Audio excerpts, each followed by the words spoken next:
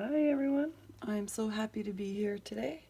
So for today's painting, I will be using some Artist Loft white as my background, as well as some metallic black.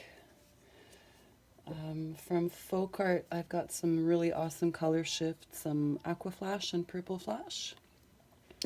And my last two paints are from Politec, and it's kind of like an aqua, metallic aqua and a metallic purple. So everything has water, Floetrol, everything has silicone except for my white, and I will be blowing with my straw. So again, hoping for some nice webbing. Yep, here goes.